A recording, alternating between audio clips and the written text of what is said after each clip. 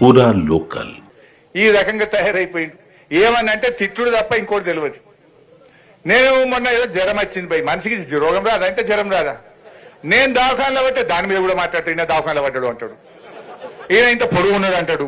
ఇంకా నేనేం చేయాలి? దేవుడు నాకు పొడుగు ఇచ్చిండు, నీకు పొడుగు ఇచ్చిండు. నువ్వు తలకాయ కిందికి పెట్టి కాలు మీద పెట్టి గుంజినాను పొడుగు కావు. ఊకే నా మీద వాడు ఎందుకు ఎడతాడు రేవంత్ రెడ్డి? నువ్వు హరీష్ రావు పొడుగు ఉన్నాడు, హరీష్ రావు ఏమో నేనేం చేయాలి భయ్? దేవుడు నాకు పొడుగు ఇచ్చి నీకు పొడుగు ఇచ్చిండు, మరి నా మీద పడి ఎడతాడు ఊకే. అంటే ఒక సైకో టైప్ అయిపోయిండు.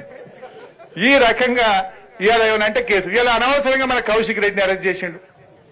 ఆ అరెస్ట్ కూడా ఎట్లా చూసి ఇవాళ శనివారం రేపు ఆదివారం కోర్టు ఉండదు. ఏమని ఇప్పటికీ 10 సార్లు తిట్టింది కోర్టు. నువ్వు ఈ శుక్రవారం రాత్రి శనివారం పూట అరెస్ట్ చేయకు, నువ్వు కావాలని వేస్తున్నావు బిడ్డ అని హైకోర్టు మొటికాయ వేసింది పోలీసు వాళ్ళకు. కానీ మళ్ళీ చూసి నిన్న శుక్రవారం రాత్రి 12 గంటలకు మన కౌశిక్ రెడ్డి ఎమ్మెల్యేని అరెస్ట్ చేసిండు.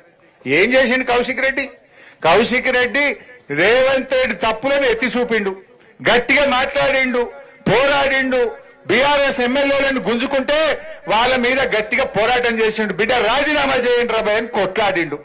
ఆ కౌశిక్ రెడ్డి గట్టిగా అడుగుతుండని ఆయన మీద పగబట్టి నిన్న రాత్రి 12 గంటలకు దొంగ కేసు పెట్టి, ఫాల్తు కేసుల అన్యాయమైన సెక్షన్లు, నాన్ బెయిలబుల్ సెక్షన్లు పెట్టి ఇవాళ ఆయనను అరెస్ట్ చేసి జైల్లో పెట్టిండు.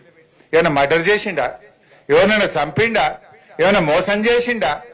ఇవాళ ఒక ఫాల్తు కేసులో, అక్రమ కేసులో ఇరికిచ్చి ఇవాళ ఆయనను జైల్లో పెట్టే ప్రయత్నం చేస్తాడు. మొన్న మన కేటీఆర్ గారిని రాష్ట్రం యొక్క గౌరవం పెంచితే, రాష్ట్రం ప్రతిష్ట పెంచితే ఈ కార్ రేసింగ్ ప్రపంచమంతా హైదరాబాద్ దిక్కు చూసేట్టు కేటీఆర్ చేస్తే ఆయన మీద కేసు పెట్టి సతాయించే కార్యక్రమం చేస్తుంటాడు. కేసీఆర్ ను కమిషన్ ముందుకు పిలిపిస్తుంటాడు. ఇంక తప్ప ఇంకో పని రాదా నీకు? పాలన లేదు. ఎంతసేపు ప్రతిపక్షాల మీద పగబట్టుడు, కేసులు పెట్టుడు, రైతులను జైలు వేసుడు, రైతులకు బేడీలు పెట్టుడు, ఇది తప్ప నువ్వు చేసిన ఒక మంచి పని ఏమైనా ఉందా?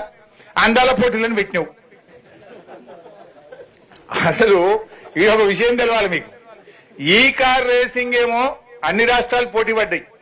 మహారాష్ట్ర ముఖ్యమంత్రి షిండే అరే ఇది మా బాంబేలో పెట్టాం ఈ కార్ రేసింగ్, మా దగ్గరికే రావాలని ఆయన అడిగిండు. గుజరాత్ ముఖ్యమంత్రి మా దగ్గర రావాలని అడిగిండు. బెంగళూరు ముఖ్యమంత్రి మా దగ్గర రావాలని అడిగిండు.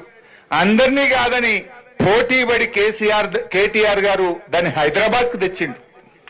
ఈ అందాల పోటీ ఎవడు మాకొద్దన్నాడు. ఇది మేం చేయమంటే మేం చేయం, మేం చేయమంటే ఎవరు చేయమంటే రేవంత్ రెడ్డి దిక్కైండు.